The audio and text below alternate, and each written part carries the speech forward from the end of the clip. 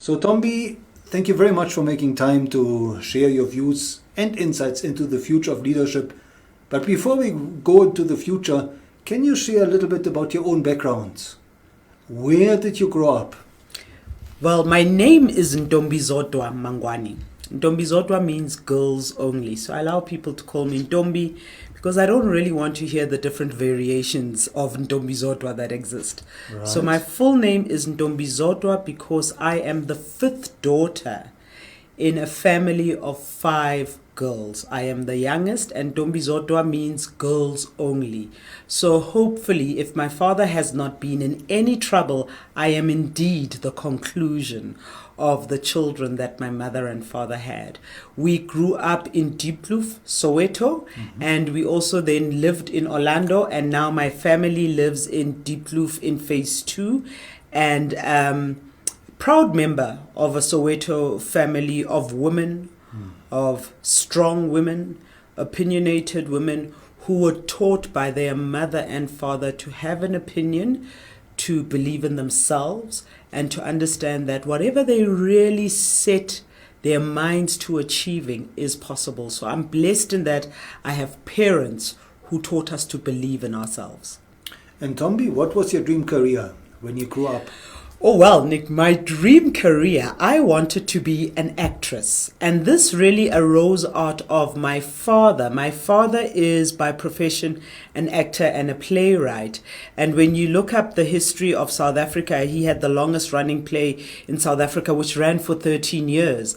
Now, growing up in an environment that was filled with musicians and actors and going to the plays from a very young age, I was a carbon copy of my father, and I was absolutely convinced and passionate that I am going to be an actress, and I'm going to sing, and I'm going to be on stage, and I'm just going to be phenomenal. So that was my plan, to be an actress. So are you still planning to go back to acting? I actually believe I'm on my stage every day. I think people need to understand that when you have a passion about something, the passion can be fulfilled, or that need and that desire can be met with me studying it. And this is what happened to me. I felt going to Rhodes University was a big deal. I was acting at Rhodes when I was a student. So not only was I a student learning about acting, the people at Rhodes believed in me, saw my talent, and allowed me to act, be it as was in the university productions, but I was also hired by Andrew Buckland to act in the Arts Festival, the Standard Bank Arts Festival. So I participated there, and I was paid for acting. So by the time I finished my degree, that desire, that yearning to understand, do I need to be acting on stage for the rest of my life? I think that desire had been met, and that inquiry of should I continue or not really had disappeared. So by the time I left Rhodes, in fact, the reason I went to Rhodes was so that I could have acting and plan B, which is what I promised my father, because my father believed that acting doesn't pay in South Africa, so you've got to have a plan B. So when I was at Rhodes studying acting and also studying journalism, I discovered public relations and communications and fell in love with the communications field. So by the time I was leaving university, I actually got offered jobs in the communication space. And then I moved into communications. And then from communications, I then started engaging with marketing, because organizations like MTN were starting to introduce and really pull together integrated marketing and communications.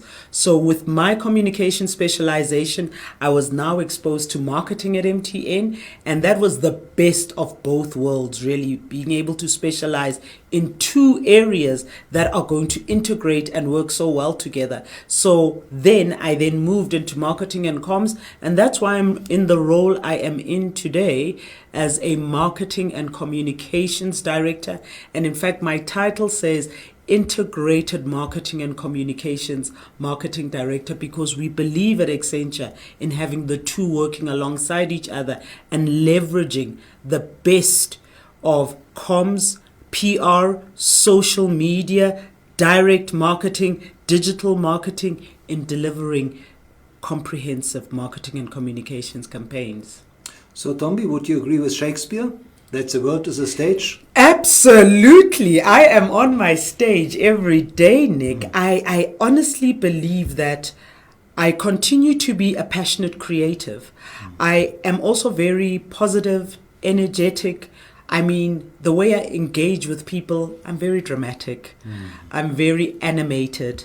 I have a huge sense of humor, and I bring that authentic self to work every day. And luckily I work in an environment where they have embraced me and who I am. But most important, besides me seeing my work environment and every single day of my life being a stage upon which I perform, I find my abilities as a qualified actress and a creative allow me to build relationships easier, that enable me to do my job better, allows me to break the wall or the ice or the glass that I'm faced with in trying to achieve particular outcomes in all the work activities that I need to achieve. So I think creative people are able to build relationships.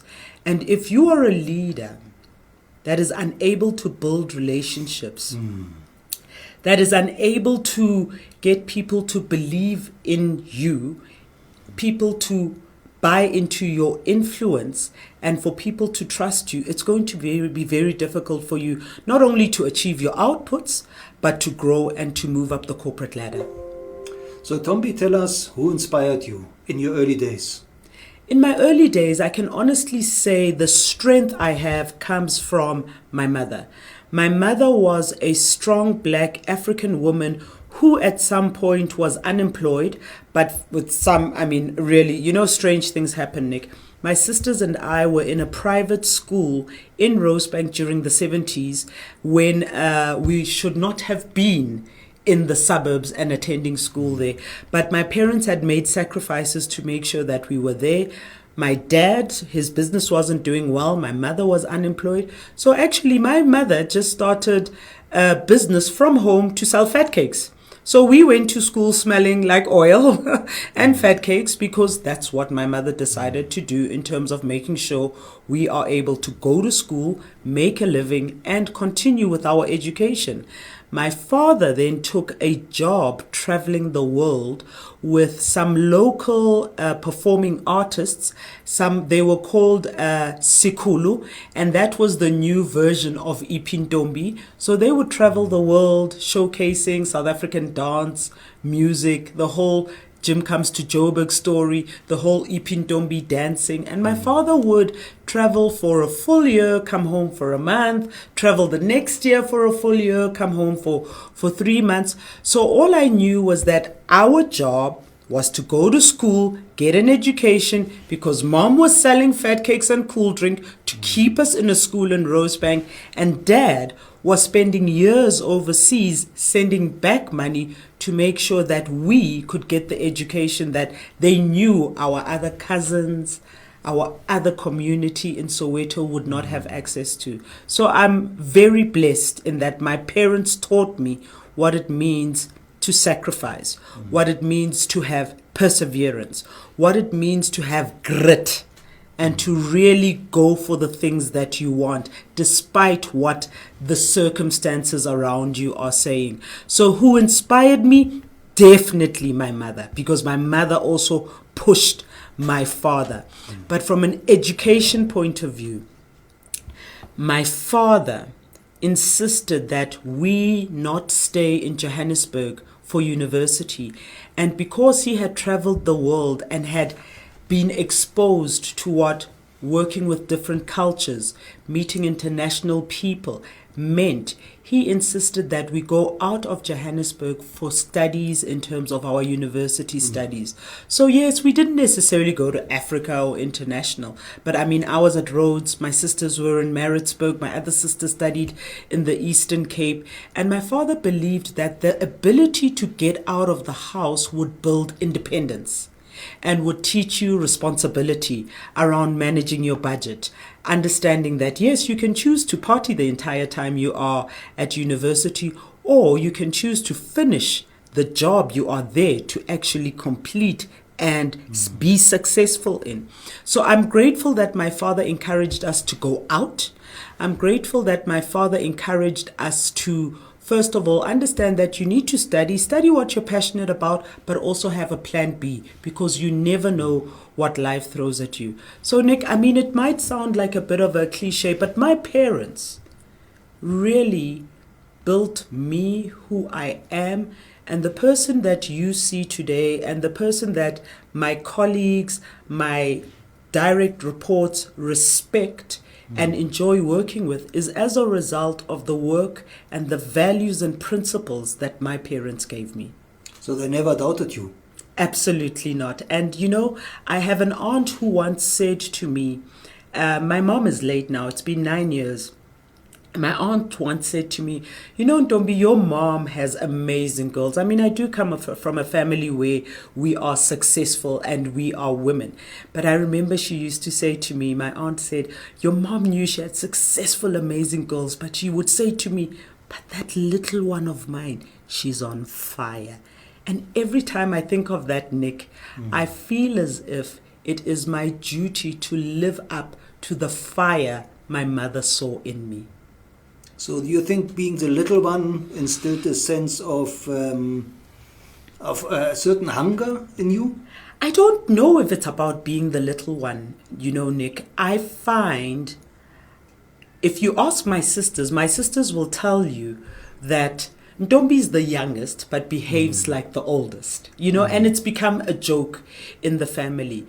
But being the little one, I had the ability to watch and learn from my older sisters. They made all the mistakes. They fell. They got hurt, heartbroken. And all the things they went through, I was able to learn from and make sure I don't repeat the same mistakes. Sure, from time to time, I've also had my own lessons, and sometimes I may have repeated some of the lessons my sisters have had.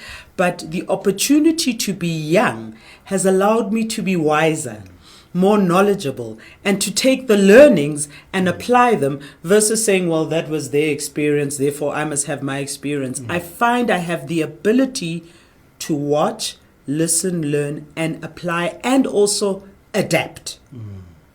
So Ntombi, where did you start your career?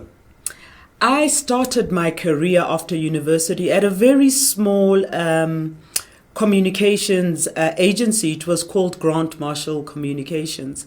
I spent not a very long time there. I spent 6 months there. But you know, I think there's a reason for us being at every single point in our journey.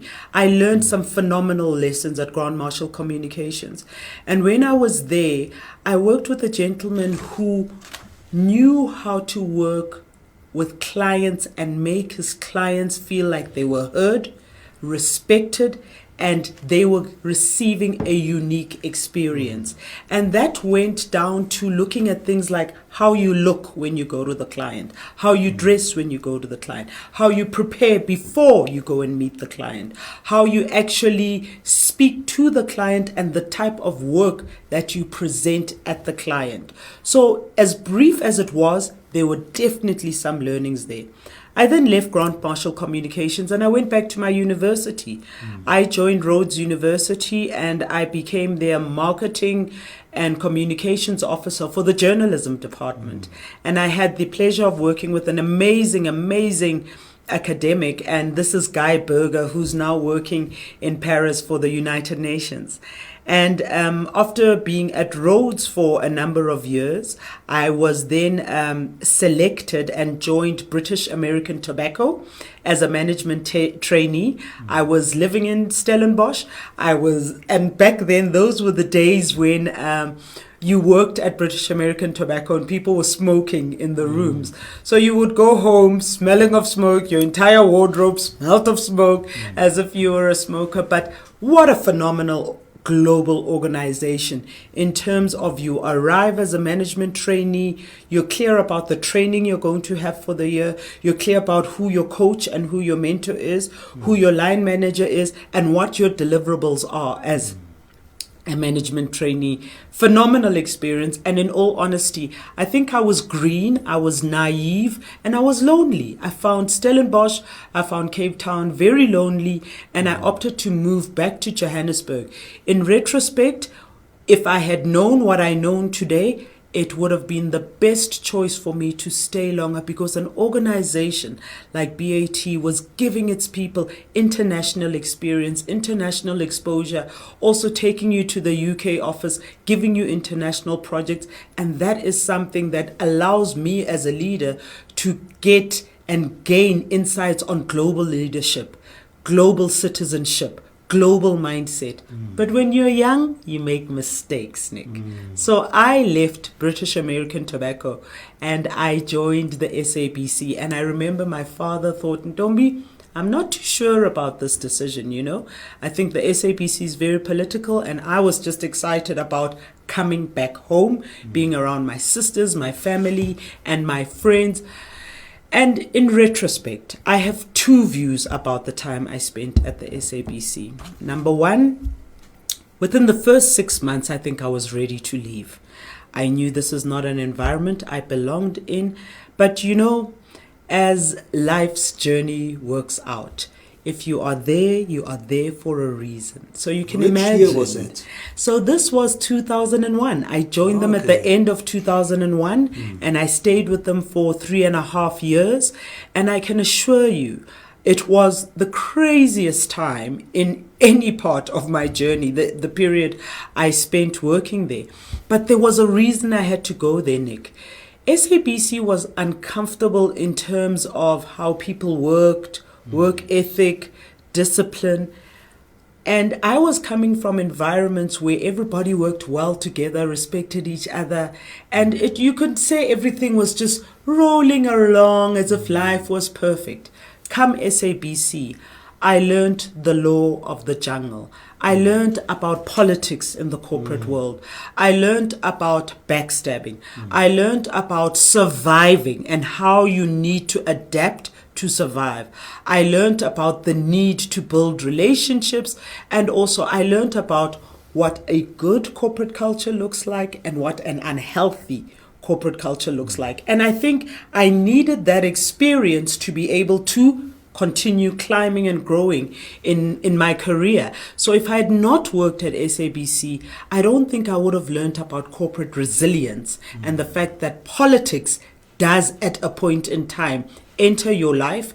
You can say, I just want to focus on my work. I want to be measured on what I'm good at, and I want people to just leave me alone. I don't want to be involved in politics. It doesn't work that way. At some point in time, you need to be ready to embrace and engage politics, and you also need to be able to tackle it and address it head on if you want to grow as a leader. So as tough and as unpleasant and as long as my journey was at the SABC, it was the right thing for me to do. It was the right place for me to be. There are learnings from there that I still use today in my journey. Absolutely no regrets. Now, from the SABC, you moved to MTN. I then moved to MTN, and I can honestly say the journey I had at MTN with leaders like Mandi Santlogo, who is now the CMO at BCX, Bernice Samuels, who was looking after marketing at Group for MTN, and also Santi Botha, who back then was head of marketing and comms for MTN, working with a group of highly qualified, highly experienced leaders who wanted to lift as they rise, leaders who also want to impart knowledge and upskill other junior members. And that's what I did. And you know the funny thing about MTN, I remember that when I started there, I came from a culture where you start work at 8, you're out by 5. So that's what I did when I got to MTN, and I would leave at 5 o'clock and go to the gym. And I remember my bosses used to make funny little comments around, are you sure you want to leave now? And I was like, well, it's 5 o'clock. We finish at 5 o'clock. But the learning was, you finish at 5 o'clock if you are ticking a box about going to work. But if you understand the need about added value, if you understand the need about learning also happens at work, you may make a decision to stay an hour later to be able to start learning what added value is about, to be able to spend time with your boss who spends the entire day in meetings so that you can have her look at the work you delivered and you can grow further. And I think it took me probably a year after joining MTN to understand the importance of, I am not the type of individual that comes to work to say, tick box, I've gone to work, I was there at 8 and I finish at 5. Rather, I want to be a leader that is respected by my peers, number one. A leader that is seen as understanding the difference between ticking the box and adding value. A leader that understands sometimes sacrifices need to be made for certain extraordinary results to be achieved. And those are the lessons I started learning at MTN. Not immediately, but a bit later. And also learning the importance of the customer journey, the experience you deliver to people. It's either you do things right or you don't do them at all. Having pride on the work that you are about to deliver. It's not about having put together the presentation. It's about, are there spelling mistakes in there? Is it laid out correctly? Are you proud of the work that you are about to deliver, present, or actually give to your boss? So they taught me about being proud of the work before I could actually submit it.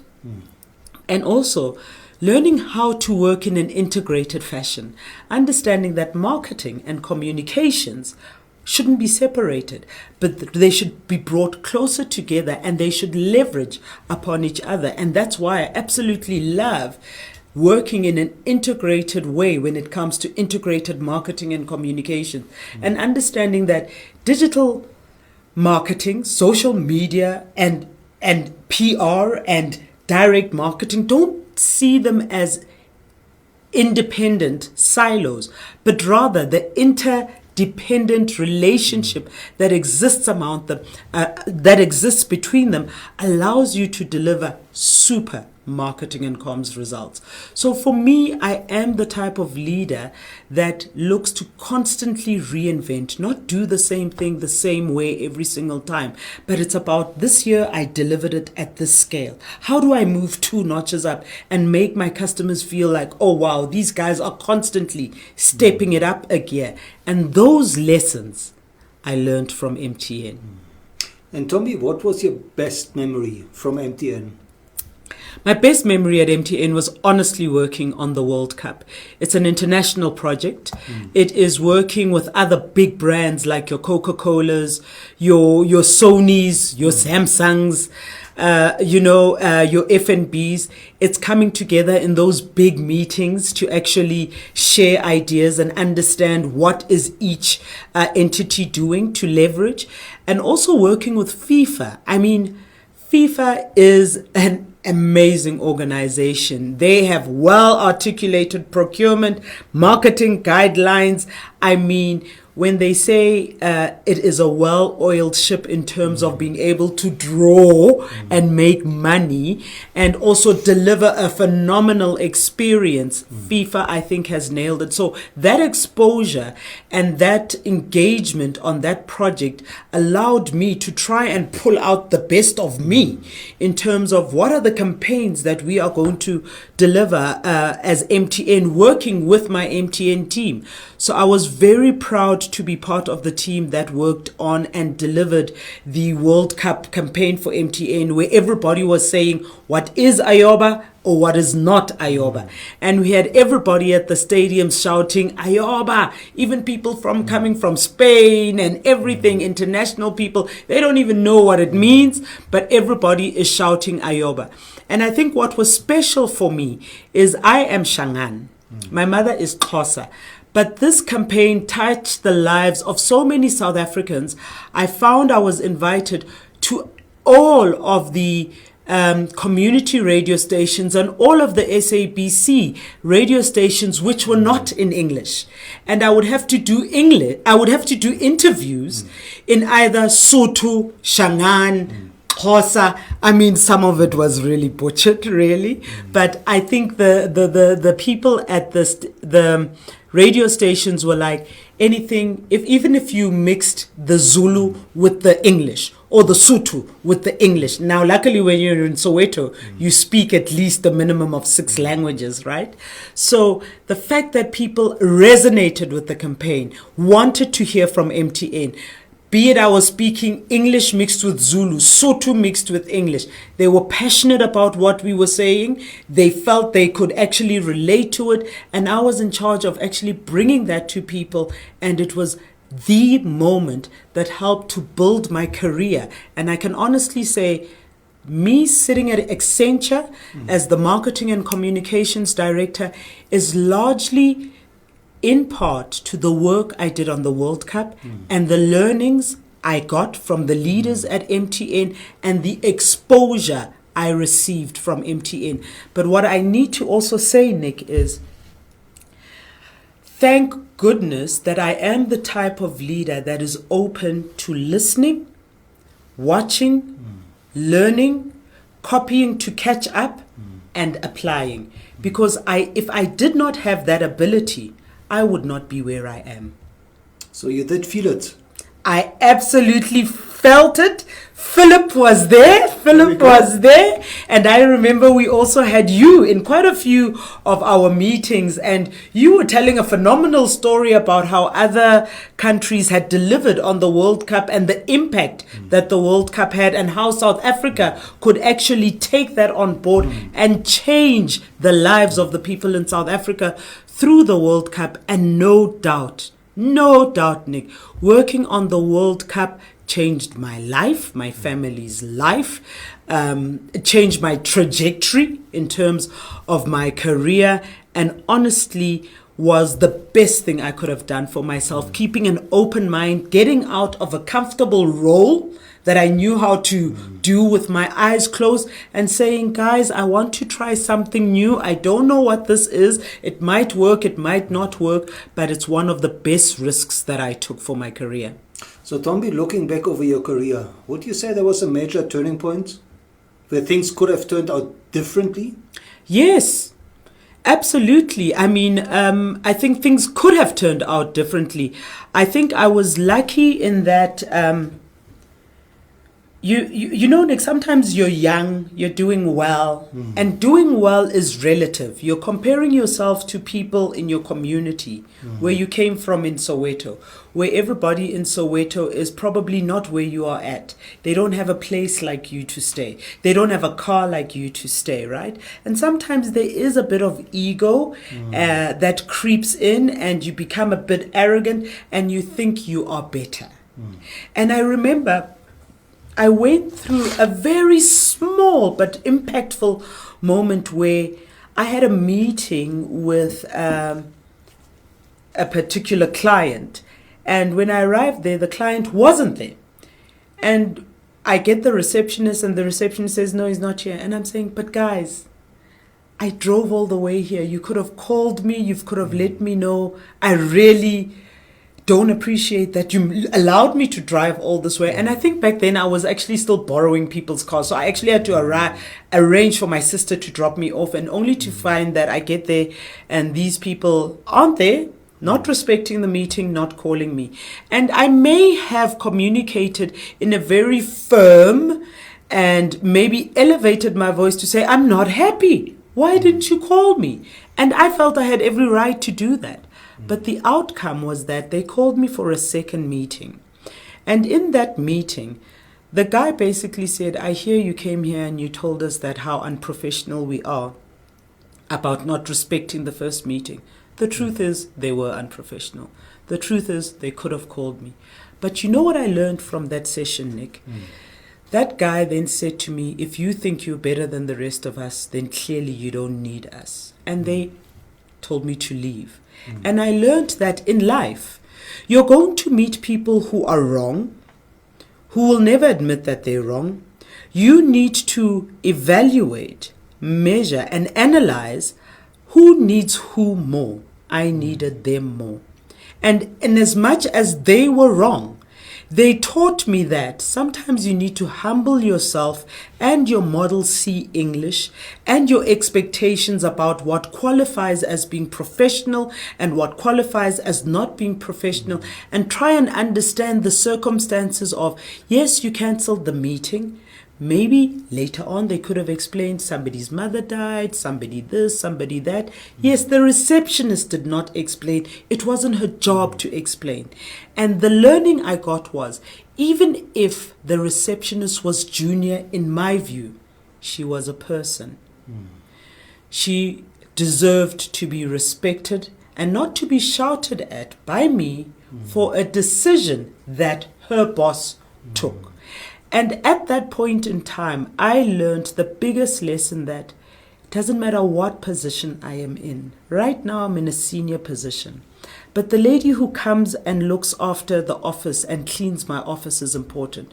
The person who makes sure that I am having tea or coffee, or the person who cleans our bathrooms, or the guy who makes sure our printers are working. Every single person is part of the ecosystem, is part of the engine that drives a business to success, that also drives me to look good and to be successful.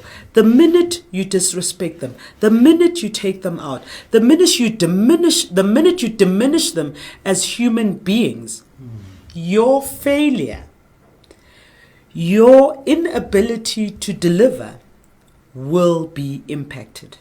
So I learned in my 20s that to succeed, I need to see everybody not as whether they have a degree, don't have a degree, but as human beings who have a role to play in making organizations come together, in making organizations being able to deliver the final output.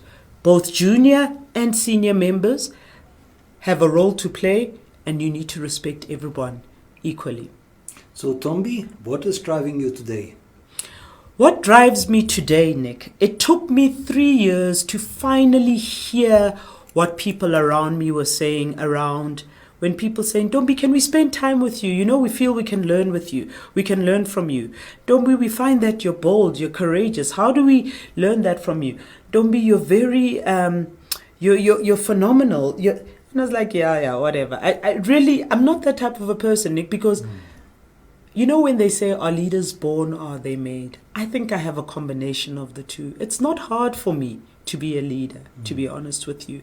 And I find that the ability to have been a born leader, together with the ability to learn and to continue being a leader, has enabled me as a leader to be able to help people see themselves as being worthy to get to where I am. Help people to believe in the art of the possible. Help people to not limit themselves to the stereotypes or the social messages that they were born with, but to actually step out of the community and to embrace global mindsets and everything else. And I find a lot of people come and share with me that, Ntombi, you bumped into me in the bathroom and I was about to resign. You spoke to me and I haven't resigned and I've been promoted. You changed my life. So what drives me today is people understanding that I am an authentic, humble, transformational leader who can impact the lives of other people positively. And I see that as a gift, as a blessing that I have, and I believe the only way I can retain it is actually by using it for good and by continuing to help those who are around me do not see that story, who do not see the art of the possible, who are discouraged or have lost their joy, to help them realize you're not the only one who's going through that. We all went through it. So I tell a lot of stories about my life. I tell a lot of stories about my journey.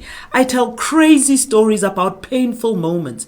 But I tell them, Nick, because through storytelling, people start to realize, actually, I can get out of this depression. Actually, I can get a better job. Actually, I can get up this corporate ladder. I can be an executive, versus you believing, my mother said, black people belong here, women belong here, men belong here, white South Africans belong here. You belong where you decide you belong. So I am driven to motivate other people. I'm driven by the fact that people believe by feeding off my energy, it helps to drive them further. And if that's a sacrifice I have to make, I make it happily with a smile every day, Nick. So when can we expect Ntombi's storybook to come out? My storybook, Nick. Well, number one, I was telling you that I'm busy completing my PhD, and my mentor, my coach who I met at MTN, has dared me to write a book after my PhD. So, Nick, I will start my book in the next 3 years. And that will be about? That book, I actually wrote it down. I wanted to call it Fat Cakes, Snogfish, and School Fees. The art of getting what you want. And that, Nick, is about the fact that my parents paid for our school fees by selling fat cakes, snogfish, and making sure that school fees was available. So I love that I grew up in Soweto. I am proud of the background I come from. And I will continue to tell my stories. I will continue to lift as I rise. And I will continue to acknowledge the blessing I have in the gift of being the leader that I am. So, Ntombi, let's talk about leadership. And I know it's a big question, but what does the future of leadership mean to you?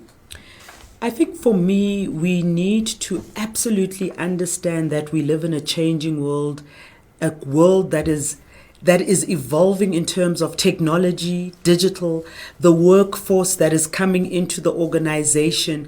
Your Gen X, your Gen Y, your Gen Z are very different to the baby boomers that we understood. And you need to say, how do we talk to this young generation of millennials in a way that we can connect? You need to be able to connect and understand and hear each other to be able to survive in the future. So future leaders need to be adaptive. They need to understand that whether you agree with Twitter, Facebook, or all the other platforms that young people are on, that is where they communicate, that is where they engage. And you at least need to understand it, even if you choose not to engage with it 100%, but you need to understand how it works, why it's important to them, and how you may need to use it to be able to achieve your outcomes as a leader. What's also important for me is understanding that the transformational leader is not transactional. It's not about you measuring, I came to work at 8 o'clock, I left at 5 o'clock. It's not about you measuring that I had a 15-minute coffee break and I had a 1-hour tea break. It's not about you seeing me in the office. You, as a future leader, need to understand that people are going to work remotely. You're going to connect with them using technology, Skype, Teams, telephones. You are going to probably not even see some of them from the beginning to the end of the project because everything can be done via the computer. I also think leaders need to understand that you need to be comfortable that your role is to build others and not bring them down and worry that they are going to take your job. The minute you do that as a leader, you are actually obsolete. Because the future requires leaders who are lifting, coaching, guiding, and actually taking the risk to risk their own job to be able to move up. A leader who says, I'm going to do this job for 3 years and I'm going to make sure I groom somebody who can take over from me, even if it means I don't know what my next job is. But you know that the right thing to do is to make sure that you have a successor and you have somebody who's going to take over from you so that you can continue to climb.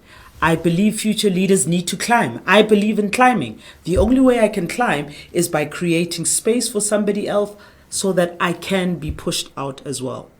A transformational leader for me as well is about somebody understanding the importance of relationship building and also the importance of emotional intelligence. You don't speak to Nick the way you speak to Nick's wife, the way you speak to Nick's brother, sister. Understand Nick for who he is and how to get the best results out of Nick. In the same way, Nick's wife actually prefers being communicated in a different way. The relationship I build with each of you is not the same because you're not the same people. You are individuals. And I can never measure you the same way, and I can never necessarily even manage you the same way. So how do I build those insights and that ability to understand that these are all different individuals and they all need to be managed, coached, directed in a different way? How do I use emotional intelligence to build relationships to extend my circle of influence? How do I use emotional intelligence to understand that politics is not a by the way that comes along behind me or to the side of me? Politics is part and parcel of my job.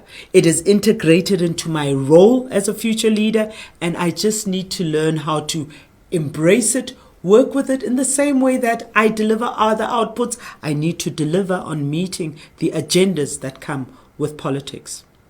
And I think future leaders as well, Nick, need to understand that it is about touching the hearts and minds of the people you work with. It's not a cold relationship where you do not connect emotionally. An emotional connection allows people to feel they can speak up, they can be honest, they can be authentic, and also allows people to share ideas. Sharing of ideas, encouraging innovation means you get better results, rich insights, inclusion and diversity. And which organization doesn't grow when they have an inclusive and diverse program and agenda?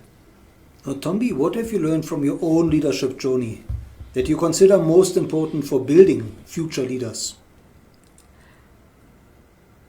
I've learned that sometimes the inability to understand yourself in terms of having self-awareness is dangerous if you think you can go and manage others. You need to understand self, your strengths, your areas of development. You also need to understand what you're good at and what you're not good at and what you can learn from others. And not to be ashamed to say, actually, I don't know the answer to that. Maybe I can learn from you. I've learned that being a leader does not mean I have to have all the answers, but I can actually allow myself to get the answers from people who report into me. So the lessons I have is that as a leader, for me to be the best leader I can be and for people to believe in me as a leader, is that I have to have self-awareness. Now, Ntombi, when you speak to aspiring leaders, what is it you tell them about social media? About social media is, to be honest with you, it's about it's there, it exists, and it's very important. And for me in particular, building your brand on social media can actually take you to the next level. I am a personal believer in terms of sharing thought leadership, in terms of having an opinion around, is it news articles, is it academic journals that may be coming from Harvard Business Review, but having an opinion about the area that I work in and sharing that opinion and being open to having differing opinions from other people who work in it, who specialize in the area that I specialize in. But most important, being able to use social media to position myself, my thoughts, my abilities as a leader, to also allow social media to critique me from time to time and to say, actually, Ntombi, we don't see it your way, and this is how we actually see it, and for me to be able to learn from social media. But most important, for me, the power of social media to build my brand and to help me to get the leadership platforms that I want to see myself operating from. Now, Ntombi, if you were to construct a curriculum for future leaders, what are the new skills that you would like to factor in?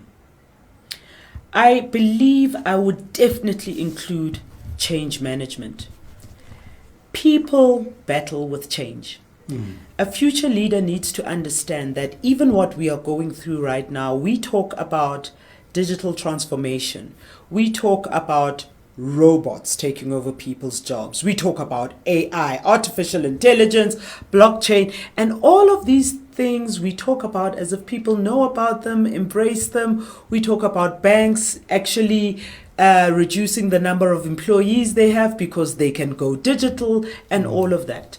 And the truth is, Nick, remind me your question so I can go back to my train of thought. We're talking about the curriculum for the future curriculum, correct. So the curriculum for me definitely needs to include change management, understanding how people react to change, how you need to take people on a journey for them to embrace the new and to not be afraid of change. So absolutely change management would be important for me.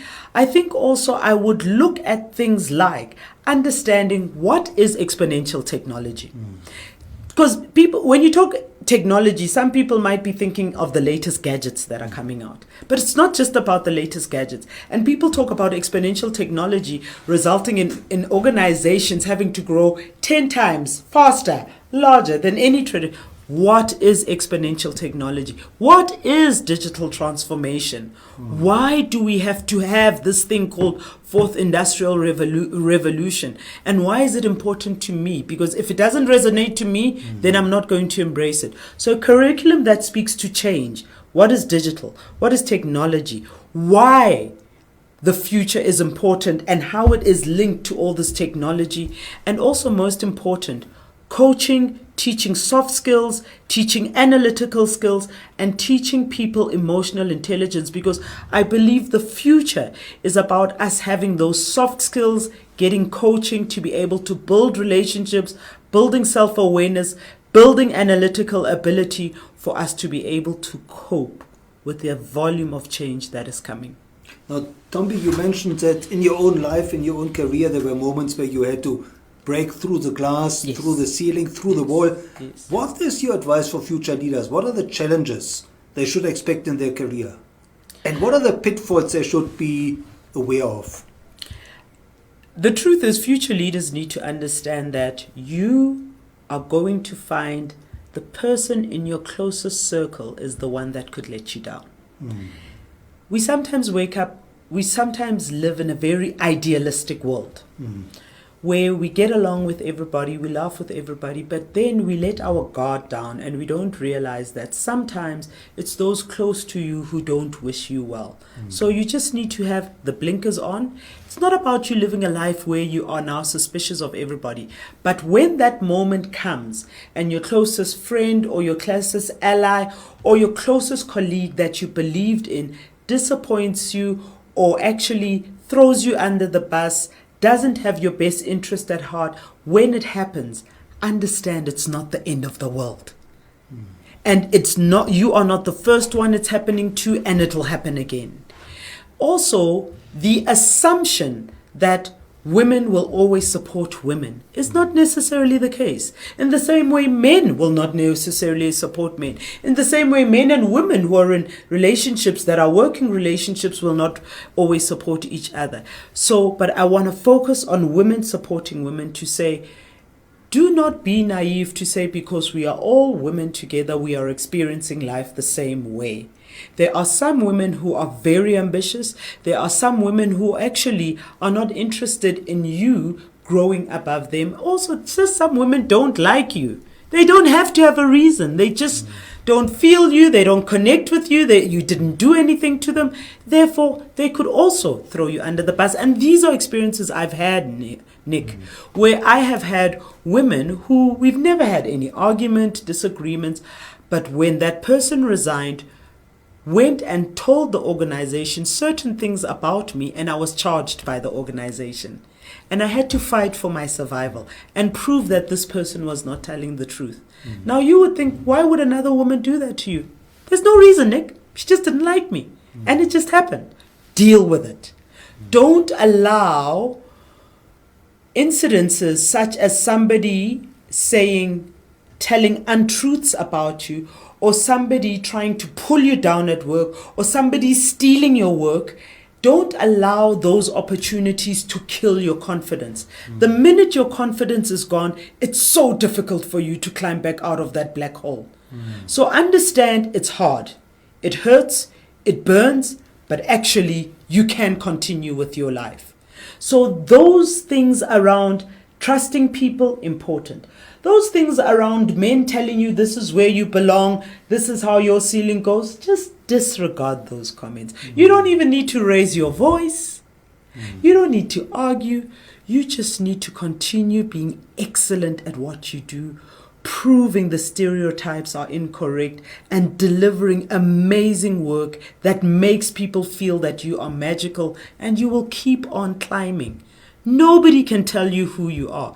No man can come and tell you that, well, we only have women coming as far as this level in our organization. Okay, fair enough. It's never been done before. It doesn't mean that it cannot be done. So those comments, and also if I was to encourage anybody listening to this, it's to say, if you really want to be a leader and grow in an organization, don't focus on just knowing your area. I am a marketing and comm specialist. It would be very naive of me to only focus on understanding marketing and communication, because why? I want to grow. To grow, I need to understand the business. I need to talk the business language. I need to talk sales. I need to know what they are talking about when I'm sitting in my exco meeting, when I'm sitting in a board meeting and they're looking at the numbers. I need to understand what those numbers are. I need to use my voice. I need to engage, because sitting silently in exco, sitting quietly in a board meeting, not contributing, not having an opinion, not questioning, means, am I the right leader to be there? So would you agree with Miss Universe Zibini that the most important thing for a leader, especially a female leader, is to take up space? Absolutely take up space, but don't just take up space, use your voice. You can take up space, you can look beautiful, you can look stunning in the outfit you're wearing, but if you don't use your voice, you've lost an absolutely powerful opportunity. And not only for yourself. It's not an opportunity for yourself that you've lost. You've lost an opportunity for many other women as well. Now, Ntombi, as a mentor to future leaders, can you maybe share a success story or two where you mentored an upcoming leader and that person took your advice to heart? Yes, I actually have somebody who's going to be my successor. And like I said, I believe in being the type of leader that says, I'm not going to be in this role for more than 5 years. I believe in upskilling people below me to be able to push me up. And actually, I called my team for a meeting and I said, my plan is to move out of this role in 5 years. Who is interested in the job? Who wants me to train them, coach them, so that we can have an internal successor? Or we're going to get somebody from the outside who's going to come in with their own people, and then you are all at risk. So I have an internal person who has been mentored by me, coached by me. And in actual fact, Nick, when it comes to our global calls with my global marketing team, I don't even present. And why is that? Because I need to create visibility for her. I've already made a decision that I'm stepping out of the role. And the right thing to do on this international call, where everybody in the world gets to see you, is for me to give her the platform to be visible. So Davashni is somebody I've worked with, and I mean, I would never... Listen, Nick, you could speak to Davashni, but she's just going to sing praises about me. So for me, it's not about people singing praises. It's about people understanding that I practice what I preach. And I actually follow through on the principles, on the values that I showcase and talk about when it comes to leadership as well. I also have another young lady who works in an organization, it's in the financial services, who used to work here at Accenture. And that person will tell you that if it wasn't for Ntombi, I do not think I would have been able to believe in myself and to climb up. I also, when I worked at an organization called Schneider, I took a very junior admin person who was passionate about marketing, but was like, am I ever going to go in? And I tested her out. Nick, up to today, that young person is one of the best marketing managers that they have. Actually, she's now leading a team in marketing in another organization. And for me, it's about taking the risk, identifying talent, and sometimes you fail. And yes, there are times when I've absolutely failed and I've gotten it wrong, but I just wake up and I try again. I also had an opportunity where one of the ladies in my team came and said, Ntombi, I need to take 3 months leave and go overseas and try see. My family and I are considering moving to New Zealand. And I thought, 3 months, well, somebody needs to do the work in 3 months, But most important, she's going to test things out. And what if it doesn't work? And I said to her, why don't you just take your laptop with you? And the times are awkward, but we'll find a way to make it work. Went to New Zealand, and less than a month, and her plan was to spend 3 months. She was like, I can't stand it here. I want out. Now, Nick, the one comment that lady comes back and says constantly is, I knew that it wasn't going to work for my family and I in New Zealand, but I could come back and I could continue. I still had a job and I was still in touch with my stakeholders. And I still was working for an organization I liked because you gave me the chance. A lot of managers will say, resign. Resign. If you want out, you want out. There's no unpaid leave. Somebody has to do the work. No. I simply said, take your laptop. There's technology. Connect. We connect. We find a way to make the times work. You keep in touch. You send updates. You talk to your stakeholders. You figure it out for your family. If it works, great. If it doesn't work, you come back. That person thanks me up to today. Now, Ntombi, looking back over your career, who are the role models of leadership that you've encountered that future leaders could learn from? I really do enjoy a lot of the messaging that I hear from, and I'm going to start with a male, believe it or not. I have a lot of respect for people like Bonang Mohale and also Themba Baloyi, who used to be at Discovery. These are two phenomenal male characters who support women, believe in inclusion and diversity, are more, and also understanding of the need to support returning mothers when they come back from maternity leave. So when it comes to men, I'm in awe of the messaging that they publicly put out, deliberately and authentically and sincerely speak about women, embracing women, inclusion and diversity, also making sure women are upskilled. I absolutely respect them. I also have a mentor, and this lady is a lady who hired me at MTN. And I remember when they interviewed me at MTN, the lady thought, okay, there's something in this lady, let's try her out. And HR said, no, she sounds like she's got the gift of the gab. And that's what happens to people like myself. When you speak a lot and you're comfortable with speaking, people would argue that you have the gift of the gab, but actually, do you know how to do the work? And she hired me at MTN, and soon she left on a Rhodes Mandela scholarship, and I got her job. And when she came back, she joined Dimension Data. She hired me at Dimension Data. She's currently the CMO for BCX. Her name is Mandi Santloko. And she is not only my boss, my ex-boss, my coach, my director. She is also my friend, my best friend, because in a very strange but unique situation, I've been able to learn so much from this woman. Lessons that I apply in my career every day. She's an introvert, I'm an extrovert. We are two completely different people. But when we come together, I'm able to shut up, listen, apply, try, cry, lean in. Everything. I can honestly say I'm safe. It's a safe space. And besides the friendship, she is the boss that groomed me to sit in the position that I'm in today. Now, Ntombi, how can our listeners get hold of you, and where should they follow you? Our listeners should definitely follow me on LinkedIn. I am quite active on LinkedIn. I share my thoughts on leadership. I also share a lot of articles on leadership.